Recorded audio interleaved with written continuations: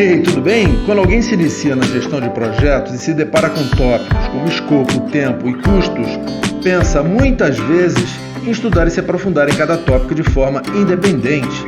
E aí surge a pergunta, será que isso é possível? Eu digo que não, uma vez que esses tópicos são interrelacionados, como veremos nesse vídeo.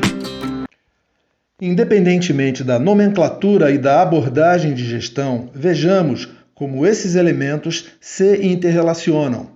Vamos supor um exemplo em que, como uma das várias atividades de um projeto, existe a atividade de pintura interna de um conjunto de salas de um prédio.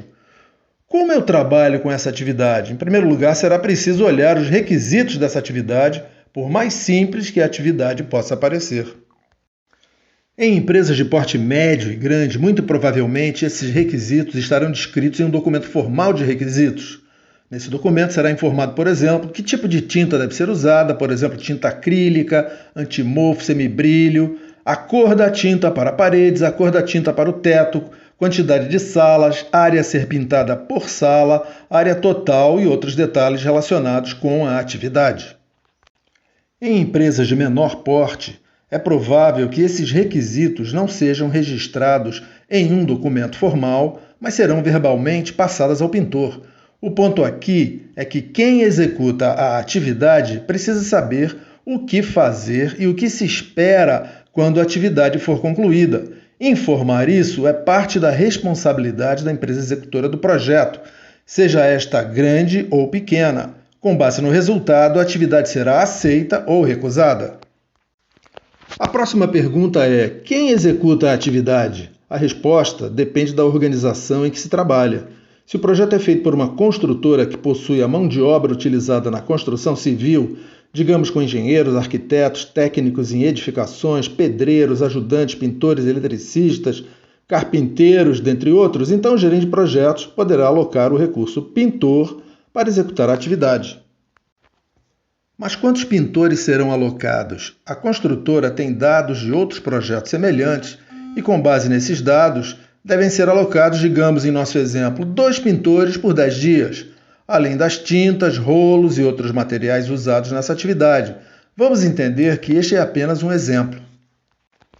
Se, nesse exemplo hipotético, cada pintor custa para a empresa cerca de R$ 120 por dia, em 10 dias esse pintor vai custar R$ 1.200.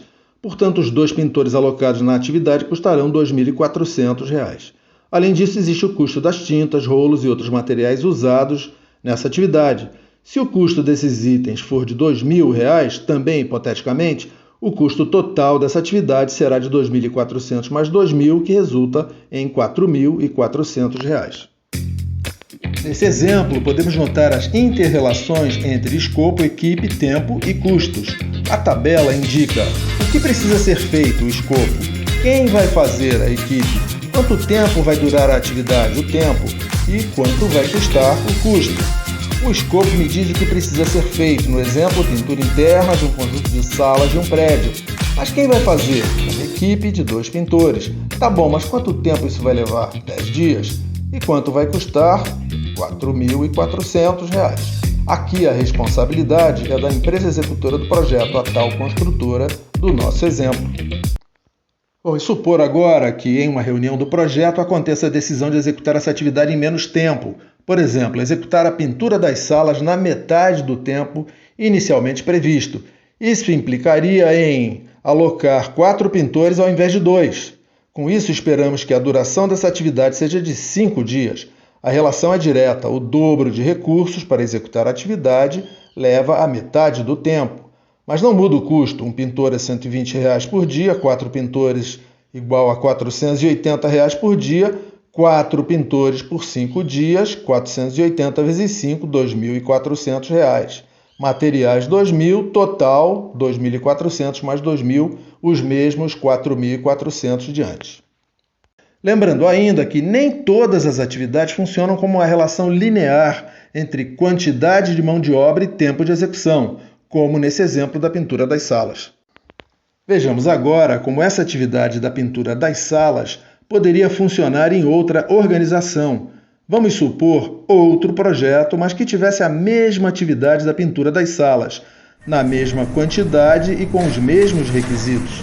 Vamos supor também que a organização executora do projeto não é uma construtora. Bem, isso pode nos levar a fazer escolhas diferentes. Se a organização executora do projeto não é uma construtora, ela não possui a mão de obra necessária. Isso implica em escolher entre contratar uma empresa especializada para executar o trabalho ou contratar 2 pintores de forma temporária, comprar os materiais usados na atividade e então executar a atividade. Se a organização executora do projeto não é uma construtora, em princípio, ela não terá dados para estabelecer com segurança quantos pintores serão necessários e quanto tempo a atividade vai levar para ser concluída. Se a decisão for contratar uma empresa especializada para executar essa atividade, então vale o que está na próxima tabela. Essa compra do serviço fornecido por uma empresa especializada em pintura será feita por um comprador da organização executora do projeto. Esse comprador pode chamar diferentes fornecedores e buscar, para a qualidade definida nos requisitos da atividade, ou seja, da pintura, o melhor prazo e o melhor preço. A duração da atividade e o custo serão negociados com o fornecedor, assim como a responsabilidade será do fornecedor escolhido. Mas digamos que a empresa executora descubra, por algum meio, que o trabalho pode ser feito por 2 pintores em 10 dias.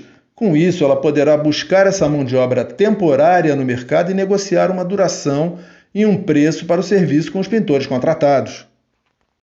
Olha, vocês têm 10 dias para fazer o serviço. Vocês já viram as salas que precisam ser pintadas e sabem o que precisa ser feito. Nós vamos fornecer a tinta e os materiais usados na pintura. Quanto vocês cobram para fazer o serviço? E isso dispara a negociação de preços. A responsabilidade será da organização executora que decidiu contratar temporariamente os 2 pintores. As inter-relações entre escopo, equipe, prazo e custos também podem ser vistas no seguinte exemplo: implantação de um sistema cujo escopo inclui preparação, instalação, testes, ativação e operação assistida. Nesse novo exemplo, esse sistema é vendido e implantado em empresas clientes pela empresa XYZ. Hipotética, é claro. Em outras palavras, a empresa XYZ, além de vendedora desse sistema, é a organização responsável por executar o projeto de implantação do mesmo. As pessoas que executam a implantação são funcionários da empresa XYZ. Para que fique claro, aqui nesse exemplo, esses funcionários são contratados com carteira assinada, em regime de CLT. Note que o escopo foi decomposto em atividades, como mostrado nessa tabela. Nesse exemplo, a empresa XYZ, executora do projeto, alocou uma equipe de 2 técnicos para executar todas as atividades. Como são apenas 2 técnicos e as atividades acontecem uma após a outra, eles executarão as atividades em sequência. Essa é a equipe que executa esse tipo de trabalho normalmente dentro da empresa XYZ. Os técnicos da equipe são experientes e têm trabalhado em várias implantações desse tipo de sistema em várias empresas diferentes. Para cada atividade existe uma duração. Se um técnico custa R$ 100 por dia, número hipotético desse exemplo, então 2 técnicos custarão R$ 200. Assim temos que preparação 5 dias, 5 vezes 200, R$ 1.000. Instalação 18 dias, 18 vezes 200, 3.600. Testes 5 dias, 5 vezes 200, 1.000. Ativação 2 dias, 2 vezes 200, 400. Operação assistida 5 dias, 5 vezes 200, 1.000. Total, R$ 7.000. Mais uma vez, fica claro a inter-relação entre os tópicos escopo, equipe, tempo e custos. Não é difícil perceber que uma coisa depende da outra. Agora suponha que um chefe da empresa XYZ decida executar a implantação num tempo menor. O que ele ou ela poderia fazer? Aqui nesse exemplo, nem todas as atividades seguem uma relação direta e linear entre a quantidade de mão de obra e o tempo de execução. As atividades de preparação, testes, ativação e operação assistida têm durações fixas. Em outras palavras, em função de suas características e detalhes específicos, não adianta aumentar a quantidade de técnicos que o tempo de duração não será reduzido de modo significativo. Todavia, se mais técnicos forem alocados na atividade de instalação, esta poderá ser executada em menos tempo. Tendo isso em mente, o chefe da XYZ decidiu alocar o dobro de técnicos na atividade de instalação para reduzir sua duração à metade. Novamente, aqui é válido perguntar: a empresa XYZ, executora do projeto, tem mão de obra disponível para alocar? Se sim, essa ação pode ser tomada. Mas vamos com calma, há outros pontos a considerar. Se a cidade em que o projeto está sendo implementado é a mesma onde está a sede da empresa XYZ, não havendo necessidade de gastar com passagens aéreas e hospedagens, não há impacto nos custos. Entretanto, se a implantação é feita em outra cidade, uma cidade diferente de onde se localiza a sede da empresa, isso pode demandar da empresa XYZ gastos adicionais em passagens aéreas, hospedagens, despesa com alimentação e translado, táxi, ônibus e outros, para adicionar mais 2 técnicos na execução da atividade de instalação. Isso mostra que as decisões sobre a alocação de recursos devem ser feitas com bastante cuidado, analisando todas as possíveis implicações. Agora suponha que esse chefe da empresa XYZ decida reduzir o custo dessa implantação. Os valores nesse exemplo são custos que a empresa XYZ, executora do projeto, tem nessas atividades. E esse chefe decide fazer isso pressionando os técnicos a executar a instalação em apenas 15 dias, ao invés dos regulares 18 dias, e a realizar os testes em apenas 3 dias, ao invés dos regulares 5 dias. Isso pode fazer alguém esquentar a cabeça. Talvez esse chefe consiga o que deseja e o pessoal técnico, por medo de perder o emprego, se esforce para fazer o trabalho como desejado por esse chefe. Mas isso criará uma insatisfação no pessoal devido à sobrecarga. Isso pode levar a consequências negativas para a empresa XYZ, como menor qualidade, perda de funcionários, outras, e isso pode acontecer mais cedo ou mais tarde. Outra possibilidade é o chefe decidir substituir o pessoal técnico sênior e considerado, vamos dizer assim, mais caro, por técnicos mais baratos. O pessoal caro é o que ganha um salário maior por ser experiente e competente no trabalho que executa. Esse pessoal estaria disposto a trabalhar por um salário menor. Esse pessoal é o pessoal que vai substituir o pessoal mais caro. Por ser pessoal mais jovem, iniciantes ou pessoas que estão ansiosas por um emprego. Podem ser até técnicos promissores, entretanto, menos experientes. Se isso acontecesse, o resultado poderia ser mostrado na tabela que aparece agora no vídeo. Só que nesse nosso exemplo hipotético, o custo por dia dos técnicos passaria de 100 para 80. Se um técnico passa a custar 80 por dia, então 2 técnicos custarão R$ 160. Então, multiplicando R$ 160 pela quantidade de dias de cada atividade, temos o novo valor de cada uma, considerando usar mão de obra mais barata.